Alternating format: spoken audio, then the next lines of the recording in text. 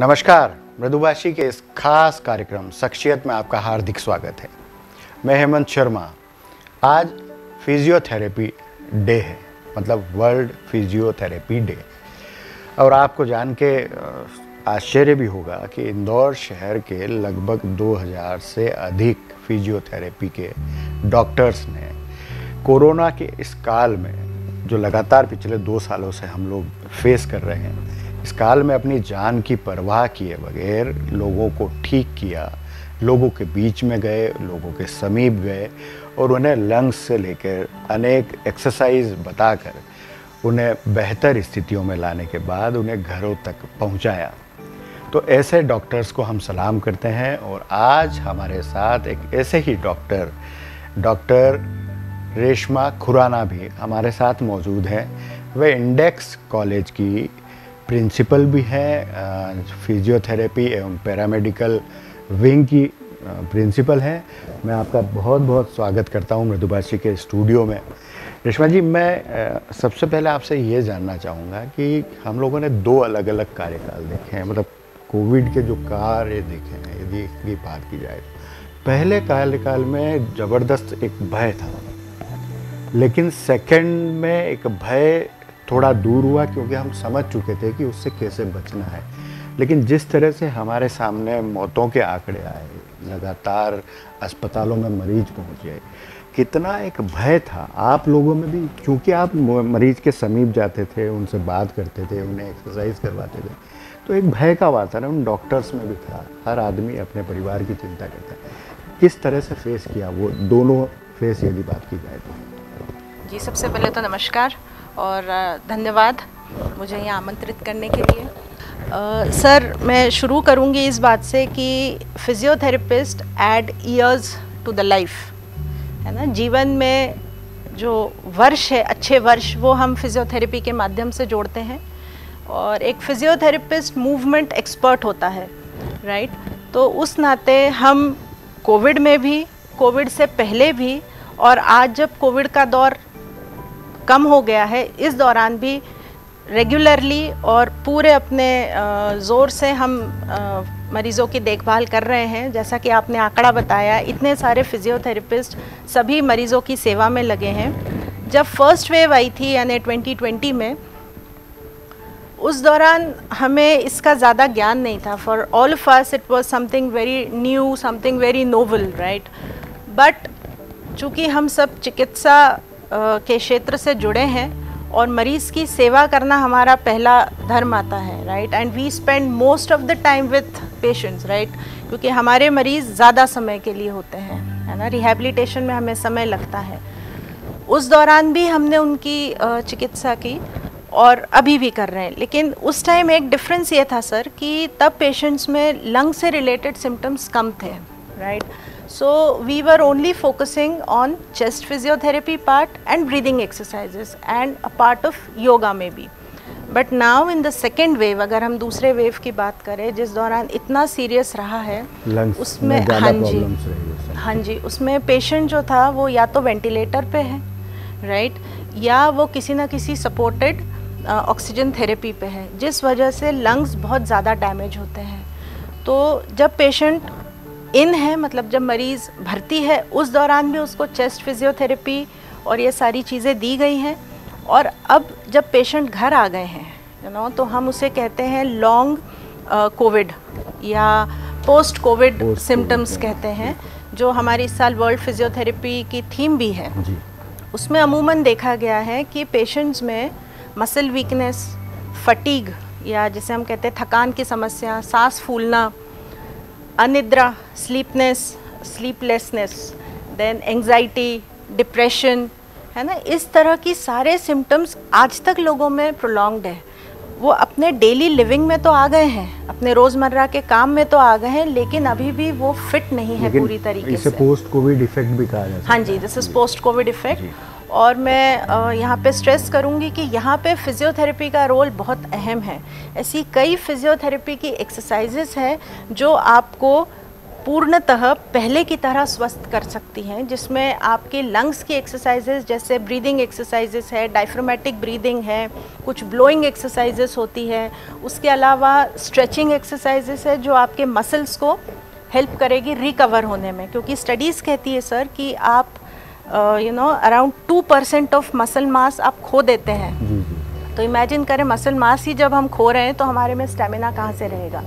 So exercises are going to help you a lot. Then besides this कुछ stamina build up exercises होती हैं जो again आपके cardio पे काम करती है और आपको फिट रहने में हेल्प करती है। अभी हाल के दौर में एक आहट है, थर्ड वेव। हाँ जी। वो कितनी खतरनाक हो सकती है, किस तरह के आप लोगों के पास रिसर्च सामने आया है, चूँकि आप डॉक्टर्स हैं और इस तरह की चीज़ों में लगातार इन्वॉल्व रहते हैं, तो कहाँ इफ़ेक्ट यहाँ समझ में आ रहे हैं कि जैसे विदेशों में इस तरह के केसेस अब आने लगे हैं, तो कितनी घातक हो सकती है थर्ड वेव, उसको लेके किस तरह का प्रिपरेशन आप लोग कर रहे हैं, चाहे फिजियोथेरेपी की बात की जाए तो उसमें लेके। जी भगवान ना करे थर्ड वेव आए, गॉड फॉरबिड दैट, लेकिन फिर भी जैसे मैं index medical college hospital and research centre में कार्यरत हूँ और हमारे यहाँ इस थर्ड वेव को लेके जैसे हमने पिछले भी दोनों वेव्स में करीब अभी तक हम 2000 से ज़्यादा मरीज़ों का उपचार कर चुके हैं सफलतापूर्वक, और आगे आने वाले जो थर्ड वेव की आशंका जताई जा रही है उसमें भी हमारी कार्यशालाएँ हुई हैं कई, जिसमें हम और हमारी पूरी टीम अगर पीडियाट्रिक विंग में देखें, जैसा ऐसा माना जा रहा है कि बच्चों में हो सकता है ज़्यादा, तो उनके लिए भी हम लोग पूरी तरह से प्रिपेयर्ड है, क्योंकि छोटे बच्चों का इलाज उनकी फिजियोथेरेपी अलग होती है, तो हमारी पूरी टीम उसके लिए भी तैयार है।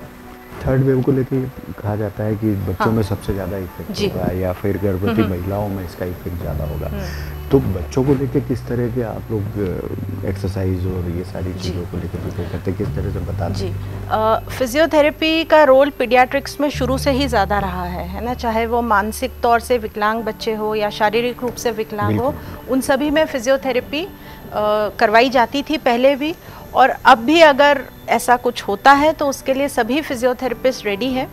और हम इंडियन एसोसिएशन ऑफ फिजियोथेरेपिस्ट जो हमारी एसोसिएशन है ऑल ओवर इंडिया, उसके तहत भी हमारे कई वेबिनार्स हुए हैं, कई यूट्यूब पे आप देख सकते हैं जिसमें फिजियोस को स्किल किया गया है। बाहर के फॉरेनर्स जो फॉरेन के फिजियोथेरेपिस्ट है और बाहर देशों के डॉक्टर्स हैं, उन सभी ने हमारे यहाँ क्लासेस ली हैं जिससे कि थेरेपिस्ट अपनी स्किल्स को और ज़्यादा इम्प्रूव कर सके, क्योंकि बच्चों में क्या होता है sir, to make them understand your command is the basic problem. बच्चे चंचल होते हैं, राइट, तो उनको ध्यान में रखते हुए कुछ प्लेफुल एक्टिविटीज़ जैसे गुब्बारा फुलाना है ना, आई थिंक बच्चे हाँ ये इसमें कोऑपरेट भी करेंगे, उनकी मदर्स भी ये चीज़ करवा सकती है, या कैंडल ब्लोइंग हो गया, बहुत ही सिंपल एक्सरसाइज है, लेकिन जब ये करेंगे तो उसमें फेफड़ों की पूरी कसरत होती है, श्वास आप अंदर लेते हैं आप बाहर छोड़ते हैं। एक एडल्ट को ये समझाना कि अनुलोम विलोम करो और एक बच्चे से करवाने में ज़मीन आसमान का अंतर है। थोड़ा कठिनाई ज़रूर होती है, लेकिन इस बार कोविड में तो मुझे लगता है कि बड़े बड़ों ने गुब्बारे फुलाए हैं अपनी स्वास्थ्य के प्रति सजग रहने के लिए। अब थर्ड वेव की आहट है और आप लोग लगातार काम कर रहे हैं, इंडेक्स की ओर से आप लोगों ने कई कैंप भी लगाए, तो ग्रामीण क्षेत्रों में चाहे शहरी क्षेत्रों में कितने कैंप आप लोग लगा चुके हैं, कितनी टीम आपकी रहती है साथ में, और किस तरह से अवेयर करते हैं? ग्रामीण क्षेत्रों में की बात की जाए तो वहाँ किस तरह से अवेयर करते हैं आप? मैं इसमें कहूँगी सर, हमारे चेयरमैन श्री सुरेश सिंह भदौरिया जी, हमारे वाइस चेयरमैन श्री मयंक राज भदौरिया जी और हमारी पूरी टीम, डीन मेडिकल कॉलेज हो गए, इन सभी ने एक प्रोटोकॉल पूरा डेवलप किया है मैनेजमेंट ने और सभी डॉक्टर्स ने, एचओडीज़ ने मिलके, जिसके तहत हमारा इंडेक्स जो ग्राम खुडेल में आता है, वहाँ के आसपास के जितने गांव हैं, करीब करीब आप समझे 25 से 30 किलोमीटर की रेंज में, वहाँ नियमित रूप से कैंप लगाए जाते हैं और उनकी स्क्रीनिंग होती है, उनको अवेयर किया जाता है। उसमें हमारे nursing college, dental college, physiotherapy college, सभी कॉलेजेस के स्टूडेंट्स, फैकल्टीज़ और स्टाफ बढ़ चढ़ के हिस्सा लेते हैं और वी फाइंड कि उससे काफ़ी फ़र्क भी पड़ा है। बिल्कुल, क्योंकि आवश्यकता भी है, ग्रामीण क्षेत्रों में अवेयरनेस कम है तो वहाँ बहुत आवश्यकता है। यदि हम बात करें कोविड के इस संक्रमण काल की, जब हम लोगों ने देखा कि हॉस्पिटल्स में मरीज भरे हुए थे, काफ़ी संख्या में थे, और अस्पतालों में लोगों को जगह तक नहीं मिल रही थी, ऑक्सीजन की कमी थी, दवाइयों की कमी थी। ऐसी स्थिति में जब एक भय का वातावरण था, क्योंकि जो सिनेरियो हम लोग देखते थे उसमें एक भय का वातावरण था, अपने इस भय को कैसे दूर करके मरीजों के पास आप लोग जाते थे, कि कैसे अपने आप को बूस्टअप करते थे और कैसे अपनी टीम को बूस्टअप करते थे? सर, जान है तो जहान है, सवाल ही नहीं, है ना। और पहला सुख निरोगी काया, जरूर, है ना। तो इन दोनों चीज़ों को ध्यान रखा है। और चूँकि हम सर शुरू से ही पेशेंट्स के साथ डील करते हैं, इन्फेक्शियस कोविड तो आज आया है जो आज हम सभी उससे जानते हैं, बाकी उसके अलावा भी ऐसी कई इन्फेक्शियस डिजीज़ेस हैं जो पेशेंट्स के हम कांटेक्ट में आने पर हमें हो सकती है। तो जो सावधानियां हैं, जो प्रिकॉशंस हैं, वो हम सब अमूमन तौर पे, आम तौर पे हम सभी फॉलो करते हैं।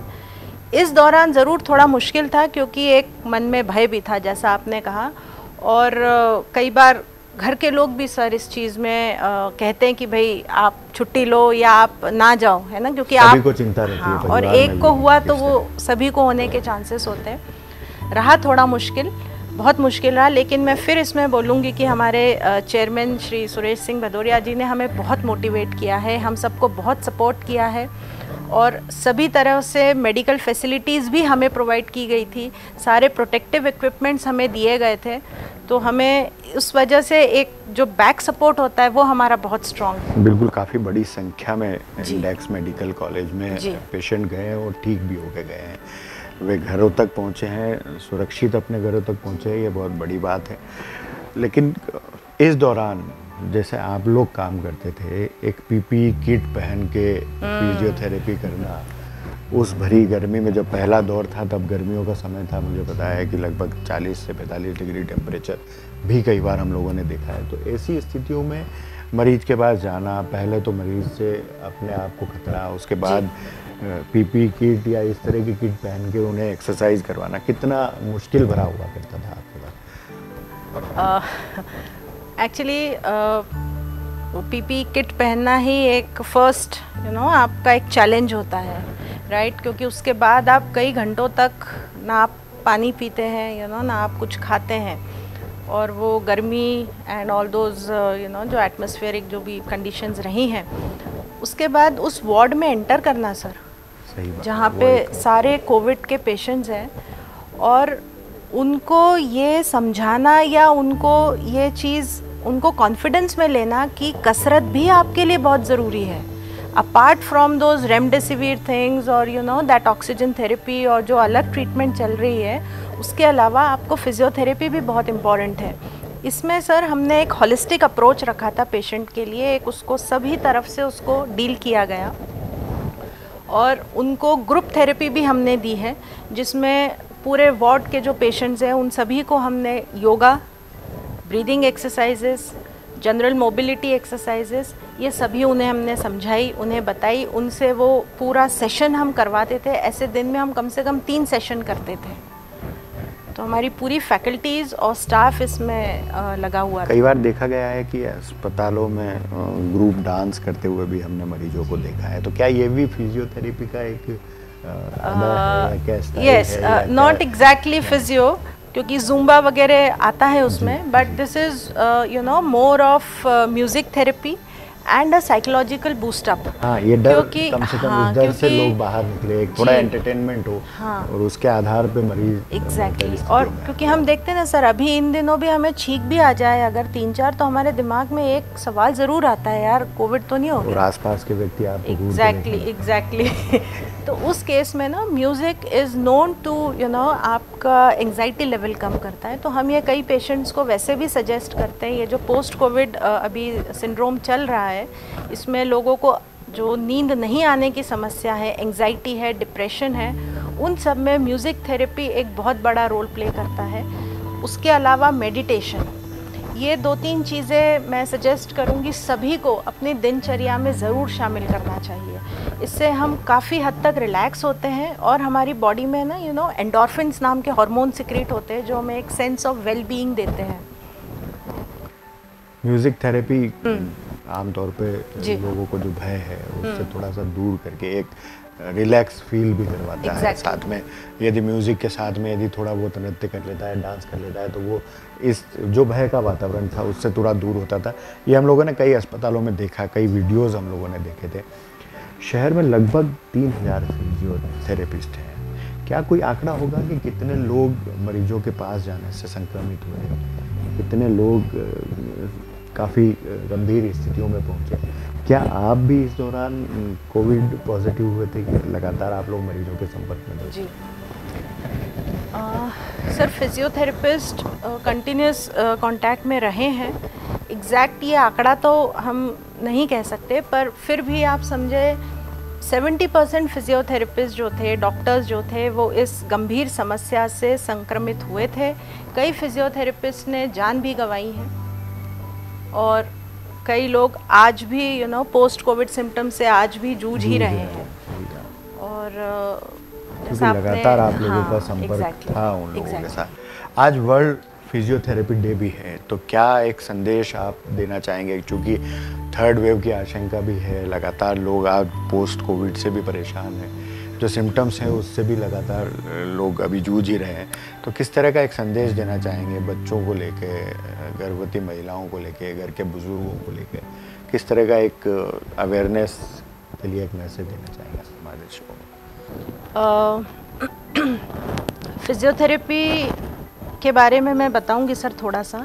ये एक ऐसी विधा है जिसको हम प्रिवेंटिव, प्रमोटिव और क्यूरेटिव तीनों में हम यूज़ कर सकते हैं। जहां हम हेल्थ को प्रिवेंट भी कर सकते हैं बीमारियों से, हम प्रमोट भी कर सकते हैं हमारी वेल बीइंग, और हम क्योर तो कर ही रहे हैं। तो इसी के मद्देनज़र अगर हम देखें तो जिन लोगों को कोविड हो चुका है और जो अभी भी उससे जूझ रहे हैं, उसके आफ्टर इफ़ेक्ट्स हैं, उनके लिए मैं यही कहूँगी कि आप रेगुलर एक्सरसाइज करें और अपनी कार्डियो पे विशेष रूप से ध्यान दें, जैसे कि वॉकिंग हो गया, साइकिलिंग हो गया, स्विमिंग हो गया।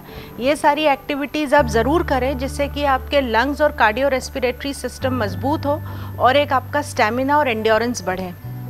दूसरी बात है सर, बच्चों को लेके जैसे हमने बात की, जिनमें आशंका जताई जा रही है, पर ईश्वर ना करे कि ये तीसरी लहर आए।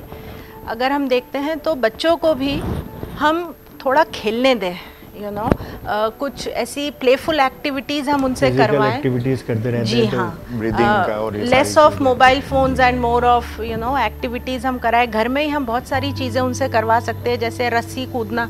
ये एक बहुत मामूली सा व्यायाम है जो हम सब छोड़ चुके हैं अब।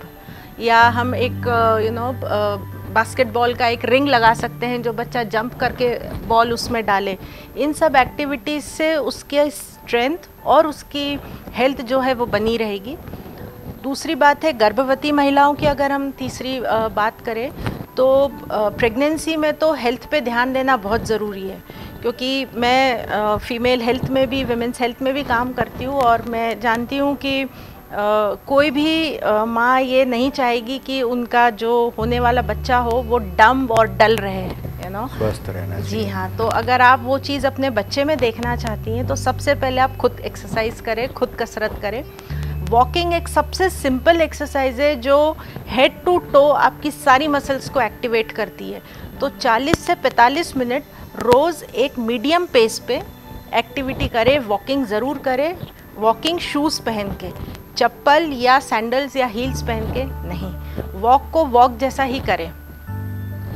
और जो बुजुर्ग, जी हाँ, जीरियाट्रिक पॉपुलेशन जो है हमारी, जिनको हमने इस दोनों वेव में बहुत संभाल के रखा है, और इस वजह से उनमें हमने देखा है कि घुटनों में दर्द, कंधों में दर्द, और जनरल एक जो बॉडी डिबिलिटी हम कहते हैं, डिसेबिलिटी टाइप की, वो आ गई है। तो उनके तहत उनके लिए बहुत सारे व्यायाम हैं। कुछ चेयर एक्सरसाइजेस होती है जो वो आसानी से बैठ के भी कर सकते हैं, अपनी चेयर पे बैठे बैठे वो कसरत कर सकते हैं, टीवी देखते हुए भी एक्सरसाइज कर सकते हैं। उसके अलावा कुछ ब्रीदिंग के व्यायाम होते हैं, जैसे सबसे सिंपल होता है डायफ्रामेटिक ब्रीदिंग हम जिसे कहते हैं।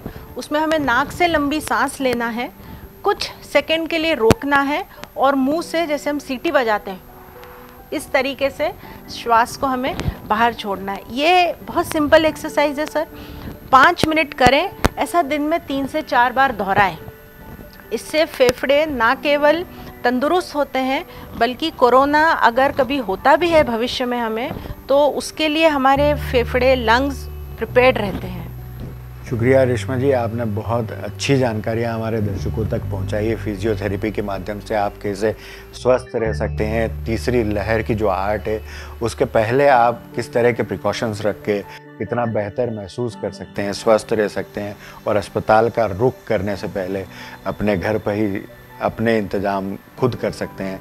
ऐसी सारी जानकारियाँ आज हम लोगों को मृदुभाषी के दर्शकों तक मैडम रेशमा खुराना जी ने पहुँचाई है। फिजियोथेरेपी डे भी है और हमें महत्वपूर्ण जानकारियाँ भी मिल रही है। इससे बेहतर कुछ हो नहीं सकता। आपका बहुत बहुत शुक्रिया, बहुत बहुत धन्यवाद। आप मृदुभाषी के इस खास कार्यक्रम में पधारे, आपने समय दिया। अगले कार्यक्रम में एक बार फिर हम किसी शख्सियत के साथ मौजूद रहेंगे। तब तक के लिए हमें आज्ञा दीजिए। नमस्कार। धन्यवाद।